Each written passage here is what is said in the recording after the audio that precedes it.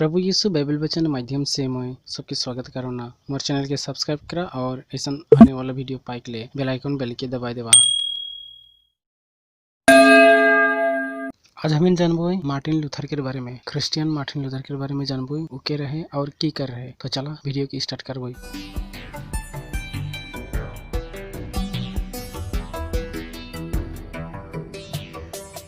Martin Luther 10 नवंबर 1483 में इस्लबेन पूर्वी Germany में पैदा हुआ। क्योंकि वो संत मार्टिन का दिन था इसलिए उसका नाम भी मार्टिन ही रख दिया गया। वह 8 भाई बहनों में दूसरे नंबर का था। उसके पूर्वज बड़ी मेहनत करने वाले किसान लोग थे। उसके माता पिता मार्गेट और हैंस ने उसे परमेश्वर के भय में रहना सिखाया। मार्टिन लूथर को मसीही के नाम से ही डर लगता था, क्योंकि उसे मसीह एक कठोर व क्रोधी न्याय के रूप में बताया गया था। वह एक शर्मीला लड़का था। मार्टिन लूथर 6 वर्ष की उम्र में पढ़ने गया। उसे माँ बाप व शिक्षकों की सख्ती का सामना करना पड़ता था। उसे अपने स्कूल के दिनों में 1 साल तक भीख मांगनी पड़ी। उसके पिता उसे वकील बनाना चाहते थे। जब वह 18 वर्ष का था तब वह आरफूट विश्वविद्यालय में पढ़ने गया।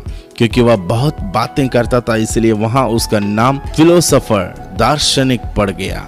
वह बहुत होशियार, धार्मिक और बातूनी था। उसके गाना गाने व बजाने की कला के कारण जल्दी ही वो विद्यार्थियों के बीच में जानने लगे। एक दिन अनायास ही उसे एक बाइबल मिल गई। क्योंकि वह परमेश्वर व सच्चाई को जानना चाहता था इसलिए उसने उसे बहुत ही ध्यान से पढ़ा।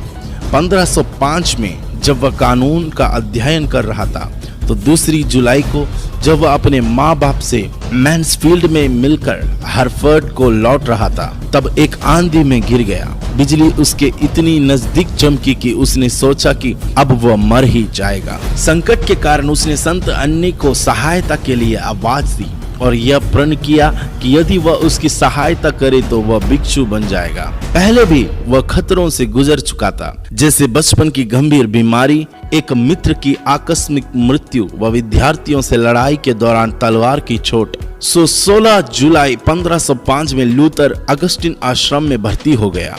इस समय उसके दोस्त 2 दिन तक दरवाजे पर उसकी राह देखने रहे पर लूथर नहीं लौटा। अप्रैल 1507 में वह पादरी बन गया। मई में जब उसे पहला मास दिया गया तो उसे एक बाइबल भी मिली। इसी समय उसके पिताजी उससे मिलने आए और कहा, क्या बाइबल में नहीं लिखा कि तू अपने अपने माता पिता का आदर करना? परंतु लूथर ने अपनी हट नहीं छोड़ी। उसे आश्रम में शांति की आशा थी पर वहां नहीं मिली। इसलिए उसने शांति व सच्चाई जानने के लिए रातों को जाग जाग कर उपवास रख कर बड़ी मेहनत से बाइबल पढ़ा। सन 1512 में डीडी की डिग्री लेने के बाद वह विटनबर्ग में प्रोफेसर बन गया। वहां वह बाइबल का परमेश्वर शास्त्र पढ़ाता था। उसे यूनानी, इब्रानी और जर्मनी भाषाओं का ज्ञान था। एक दिन इन्हीं कक्षाओं को पढ़ने की तैयारी में रोमियो 1 अध्याय 17वां पद ने उसे झकझोर दिया। यहाँ लिखा है, धर्मी जन विश्वास से जीवित रहेगा। यही सच्चाई आगे चलकर लूथर के धर्म सुधार आंदोलन का मुख्य सिद्धांत बन गई। धीरे धीरे बाइबल अध्ययन से लूथर को धर्म सुधार की आवश्यकता महसूस होने लगी। एक बार जब वह रोम गया तो हालात देखकर दंग रह गया। उसने रोम को वेश्या करार दे दिया। 1511 से अब तक वह आश्रम में ही प्रचार करता था, पर 1514 से वह आराधनालय का प्रचारक बन गया। यहाँ वह बड़ी सुंदरता व गहराई से धर्मशास्त्र को आम लोगों को समझाता। 1515 में वह विकर बन गया। जब भी उसे तत्कालीन धर्म शिक्षा में कुछ भी धर्मशास्त्र के विपरीत लगता तो वह उसका विरोध करने से नहीं डरता था। धर्मशास्त्र पढ़ते पढ़ते लूथर का स्वयं का विश्वास से नया जन्म हो गया और उसका जीवन बदल गया। अब वह मसीह में नई सृष्टि था, पोप का गुलाम नहीं। अब उसकी शिक्षा व प्रचार का केंद्र बिंदु बाइबल थी। उसने बाइबल के लिए कहा, जैसे भेड़ों के लिए चरवाहा, मनुष्य के लिए मकान, चिड़ियों के लिए घोंसला और मछलियों के लिए जलधारा, उसी प्रकार एक विश्वास योग्य आत्मा के लिए बाइबल है। इसी दौरान दूसरे पादरी इंडल्जेंस से पैसा कमा कर अमीर बनते जा रहे थे।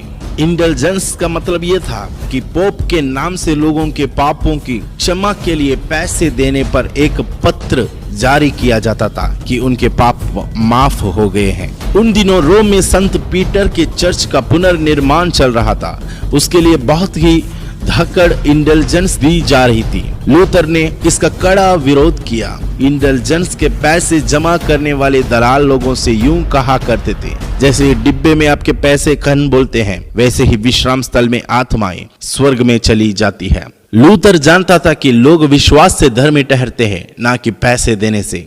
इसलिए उसने ऑल सेंट्स चर्च विटनबर्ग के दरवाजे पर 95 सूत्रों का पर्च ठोक दिया। यह काम 31 अक्टूबर 1517 में ऑल सेंट्स डे के दिन में किया गया था। पहला सूत्र यह था कि प्रायश्चित का संबंध व्यक्ति के सारे जीवन से है तथा 62वां सूत्रानुसार सुसमाचार मंडली का सच्चा खजाना है। अंत में उसने झूठी शांति की जो इंडल्जेंस से प्रभाव में आती थी विरोध किया और कहा कि व्यक्ति के पास पैसे से नहीं पर व्यक्ति के प्रायश्चित और मसीह के क्रूस के बलिदान पर विश्वास से दूर होते हैं। इसकी कॉपियां आर्क बिशप मेंच व औरों को भी भेजी गई। जल्द ही ये बात जनता के विवाद का विषय बन गई।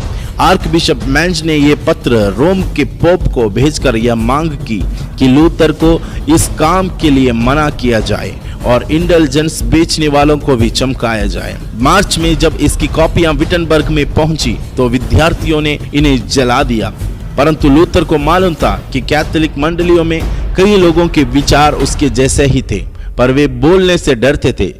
लूथर की जान खतरे में थी क्योंकि ब्रेंडनबर्ग के बिशप ने तो यहाँ तक कहा था, जब तक मैं डाली की तरह लूथर को भी आग में ना फेंक दूं, तब तक मैं शांति से नहीं बैठूंगा। लूथर के भी कई समर्थक बन गए और इस प्रकार दो पार्टियां बन गई।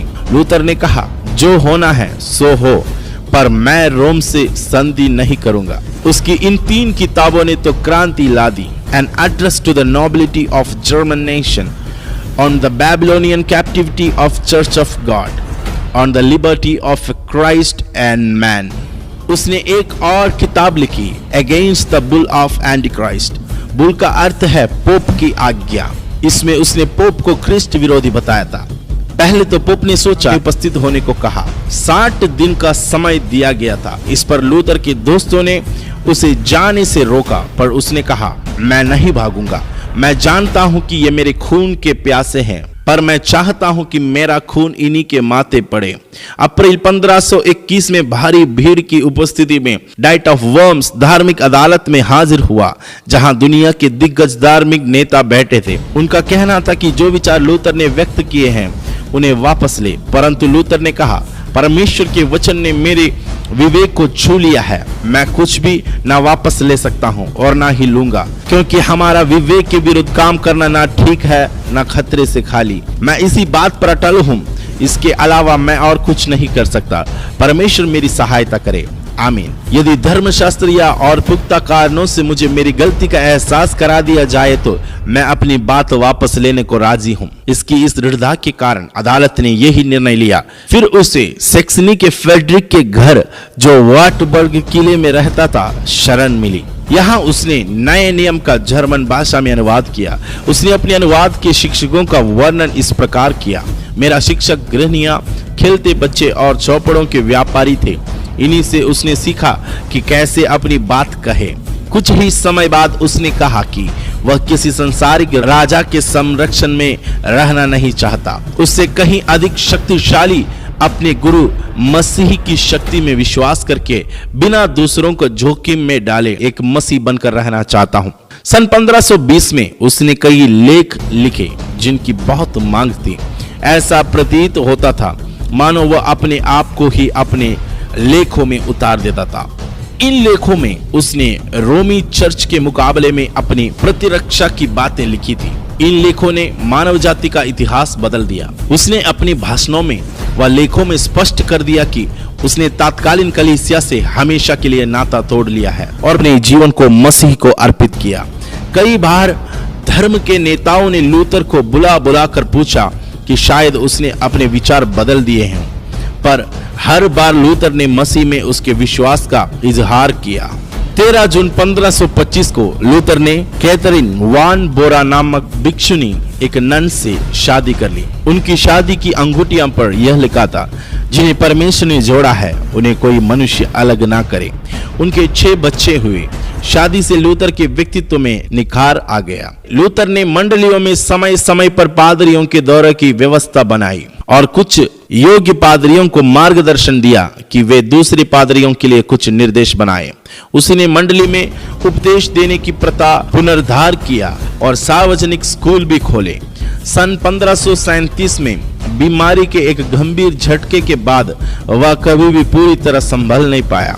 मरते समय उससे पूछा गया, क्या अब भी तुम वही विश्वास करते हो जो तुमने जीवन भर सिखाया? उसने कहा, हाँ। मरते समय उसने बाइबल के इस पद को 3 बार बोला, परमेश्वर ने जगत से ऐसा प्रेम किया कि अपना इकलौता पुत्र दे दिया, ताकि जो कोई उस पर विश्वास लाए वह नाश ना हो परंतु अनंत जीवन पाए। उसकी मृत्यु 18 फरवरी 1546 में आइजलबन में हुई, जहां वह पैदा भी हुआ था। यीशु नासरी के बाद यही एक व्यक्ति है जिस पर सैकड़े किताबें लिखी गई है। उसे भविष्यवक्ताओं और कलीसियाओं के खंभों की श्रृंखला में एक खंभा माना जाता है। वह एक व्यक्ति था, वह अपने बारे में कहता था, परमेश्वर कड़क लट्ठों को फाड़ने के लिए कड़क कुल्हाड़ी का ही प्रयोग करता है। उसमें अंदरूनी चमक, मानवीय उदारता, संवेदनशील और भावुकता थी। वह फूलों और जानवरों से प्रेम करता था, परंतु विरोधियों की फटकार में उसकी भाषा में कुछ हिंसा का रेश था। वह जन्मजात वक्ता और ना थकने वाला लेखक था। वास्तव में उसका व्यक्तित्व उत्कृष्ट था। उसने 37 गीत भी लिखे।